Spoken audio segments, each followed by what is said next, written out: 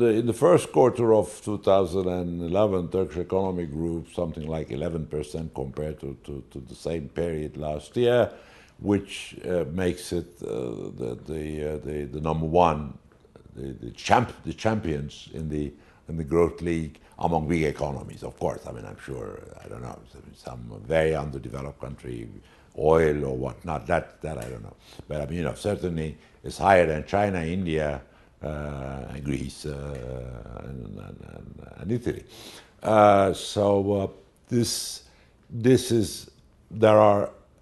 Is this growth rate sustainable with the current cycle? The answer would be no. Nobody expects this current cycle to last a long time, because that the current cycle is based on domestic demand growth, which is fueled by credit expansion, and which therefore results in large current account deficits, which is the kind of imbalance which even the US has found impossible to sustain in the long run. So this kind of growth rate this growth rate at this cycle is not sustainable. But what I've said a moment ago, and this has been one of the main themes of mine, is that the great transformation in the first decade of the 21st century implies that the Turkish average growth rate potentially has gone up substantially. I mean, maybe 6-7% average growth for the coming decade is well within sight. I mean, there are many people, that include me, who thinks that Turkey may start growing on the average by 6-7%, maybe even more on a short-term basis, but we're talking about long-term, the full cycle, because there'll be corrections, etc. So Turkish growth rate has gone up. And there is still one more transformation to make, which is that as I've said in the beginning, due to an appetite for TL assets, both by Turks and everybody else, the Turkish lira has appreciated substantially in this decade, which had a negative impact on the balance between exports and domestic demand in the Turkish economy. Now, the next transformation, we have to sort of put it on a more balanced footing. Probably some depreciation of the currency, and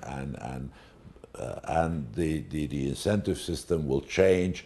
Investment will flow more to tradables, to industry, and less to non-tradables like real estate, shopping malls, and other service sectors. So Turkey still has to undertake in the coming years, hopefully within this parliament, has to undertake this final transformation. But I think this will happen, and as this happens, Turkish economy will have high and sustainable growth rates in the next decade. That's something. The fundamentals are there. There is no problem with the labor supply. I mean, the employment ratios are still very low, which means Turkey still has a large pool of talent, production factor, namely people who are not used fully, and then we can make use of that, especially in the case of women, but not just women.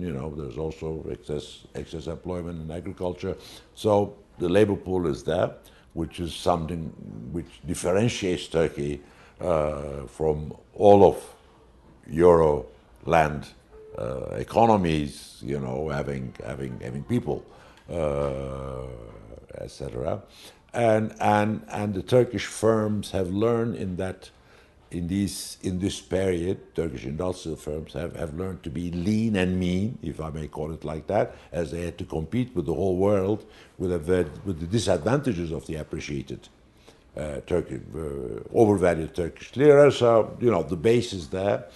The service industries are well developed, so they will be able to support the sort of a reindustrialization of Turkey that will come with a more balanced export, domestic demand cycle. So Turkey would be one of the, I mean, most of the I think, there are lots of obviously estimates, but these are not estimates. These are a bit of wishful thinking, a bit of Excel, Microsoft Excel simulations, etc. But they make sense. They make sense. I mean, the last figures show Turkey GDP per capita, GDP per capita at 50% of European average, not Euroland, but all of Europe. European Union average is about 48% now. I think it's quite a reasonable assumption to think that this will go up in the next decade. By 2023, Turkey may reach 70-80%, maybe even higher, of European average, as the higher growth rate, per capita income growth rates in Turkey will close the gap with Europe. So they seem reasonable to me.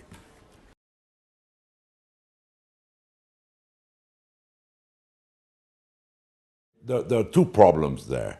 One is the quantitative problem. Let's say 20 years ago, 20-year-olds who entered the labor force, that's right, about 15% were analphabets. And their average education was 7 years. Now, the 20 years who entered the labor force, there are no alphabets. They've all had at least 8 years of schooling. Roughly 90% had 11 years of schooling. And their average schooling of the new generation is, as I've said, 12, 13 years. I didn't check the latest figures. It could be even higher. So Turkey has solved the quantitative problems. I mean, the average schooling is, let's say, probably below Finland and Germany by a few years. But from a labor force perspective, that's not all that relevant because we really learn our skills, our productive skills at the workplace. The important thing is to come to the workplace with the basic competences so that your firm can teach you. So that part. The qualitative side is obviously a different story. I think there are serious qualitative problems with all of Turkish secondary education. The primary education seems somewhat okay. Somewhat being the key word, but not as bad. But I think the secondary education and therefore the tertiary education does have quality problems. But there are many of them. I don't want to go into that. But this is the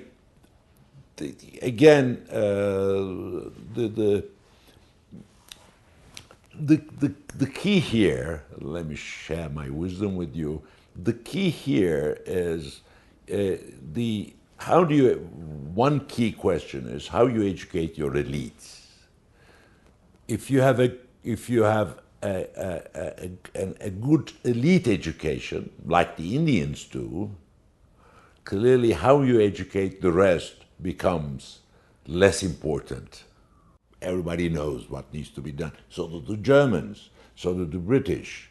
But getting there politically is a totally different story. And I think this is also true of Turkey. A large part of the qualitative difficulties, qualitative weaknesses of the Turkish education is related to the free university and the student university entrance exams, which sort of makes what is being taught at secondary level totally irrelevant, because as long as they get to their 9th years, the students are not worried about what they're going to learn at secondary school, but are worried about how they're going to pass the exam for university entrance in order to get to a good university. So this implies that the aim of education is no longer learning skills, gaining competences, but just passing one multiple choice exam. Now this qualitatively is a disaster. But to move from free universities, as other countries that elsewhere find out, to move from free universities with a university entrance exam to another system is not that difficult. The World Bank has been proposing it for ages, but so what? Will Turkey be able to politically undertake the reforms that will make secondary education competitive, some sort of competition, some sort of responsibility, and which will de-link secondary education with university entrance, etc., etc. These are, I wouldn't bet my life on it. You know, I wouldn't bet on it that Turkey will be able to achieve it. I'll wait for what happens in Germany. I will let the Germans do it first, and then we'll see what will happen in Turkey.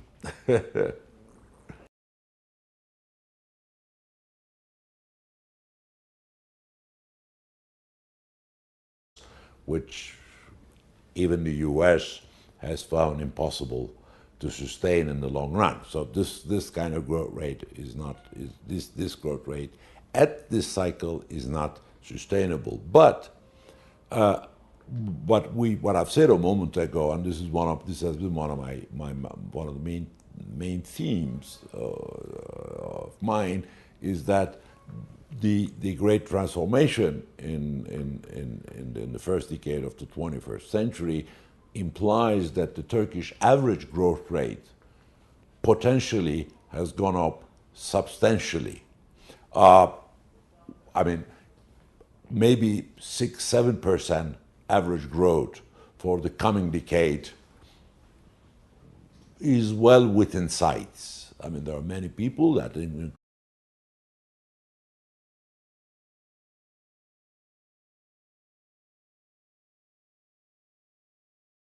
the first quarter of 2011, Turkish economy grew something like 11% compared to the same period last year, which makes it the number one, the champions in the growth league among big economies. Of course, I mean, I'm sure, I don't know, some very underdeveloped country, oil or whatnot, that I don't know.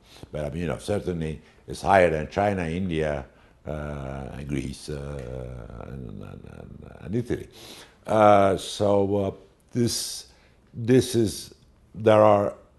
Is this growth rate sustainable with the current cycle? The answer would be no. Nobody expects this current cycle to last a long time, because that the current cycle is based on domestic demand growth, which is fueled by credit expansion, and which therefore results in large current account deficits, which is the kind of imbalance